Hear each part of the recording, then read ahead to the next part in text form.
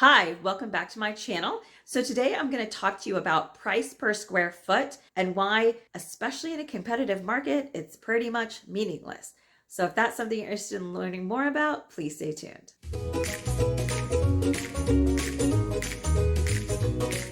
Hi, my name is Layla Hayes and I'm a realtor in the Houston, Texas area, and it is my job to make your family's move to or from Houston as stress-free, as fun as possible. So if that's something you're interested in learning more about, or if you just want to hear a little bit about what Houston has to offer, please consider subscribing to my channel and don't forget to hit the bell so you don't miss any of my videos every Thursday. All right, let's get started. Price per square foot when it comes to a home is where you take the price that the home sold for or the price that the home is listed for, divide it by the square feet of the house, and that's your price per square foot. In a market that's not quite as volatile, it can be a little bit more useful because you're going to be looking at homes that are priced closer to a more reasonable value.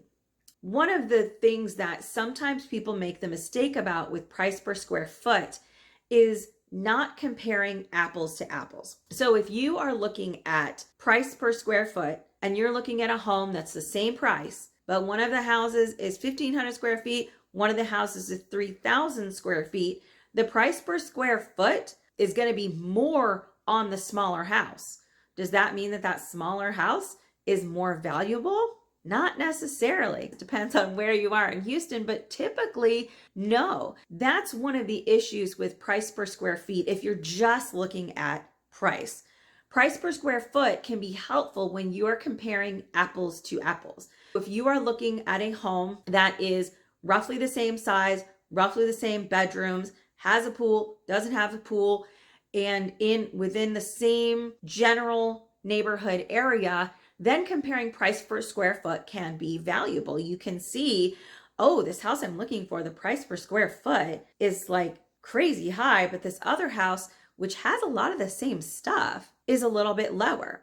That can be more useful for you to think, oh, maybe this other one with the crazy high price per square feet compared to this other one that's more reasonable, that might help you make more of a decision. And in that way, price per square foot can be really valuable. But you have to make sure that when you're looking at price per square foot, when you're considering price per square foot, that you are comparing apples to apples. Let's say you're looking at buying a house. What I'm going to do is look at the house you're interested in, find all the details about that house, take into consideration the condition of the house, and then I'm going to run an analysis based on properties that have sold in the past 3 to 6 months and find out what is the market value, what is the estimated reasonable price for this home based on other homes that have sold, and trying to get as close as possible to apples. And here's the thing though, in this competitive market, price per square foot calculated on a home that sold 6 months ago isn't necessarily going to reflect what it's going to take to buy that house.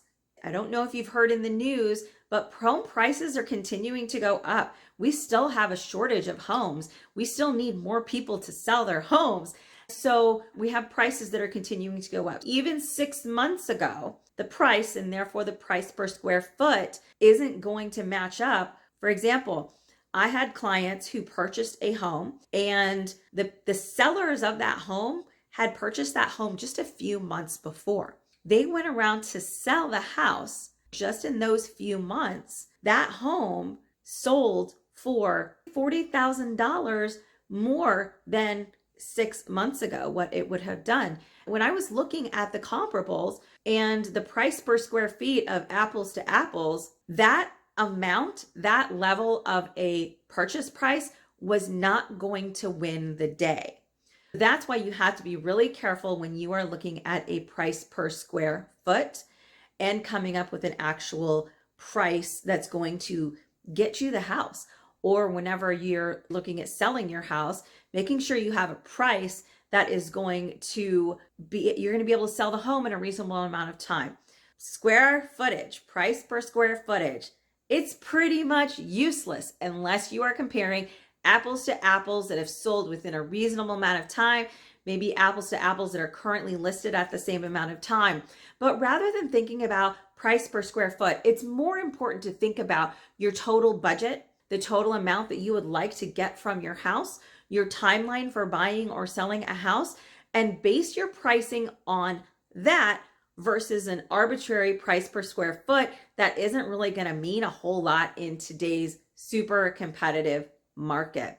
When in doubt, if you are listing your house and you want to make sure that you've got the best price point, your realtor is going to give you the best amount that I can come up with that's going to sell your home for as much as possible, but within a reasonable time period. Same thing, whenever you're working with me on buying a house, we have to balance your budget and your considerations with the house that you want and what it's actually going to take to get that house.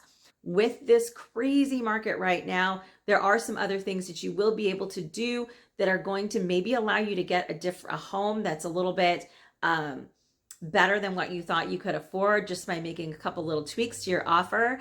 And there are videos about that also elsewhere on my channel, so check that out. To wrap it up today, we talked about price per square foot and how it's pretty much useless unless you are comparing apples to apples. Make sure if you're looking at price per square foot, trying to compare two houses to each other, that those houses are as similar as possible as far as square footage, bedrooms, bathrooms, location, all those kinds of things, because unless you are comparing similar homes, price per square foot is useless. So I hope you found today's video helpful. If you did, please give it a big thumbs up.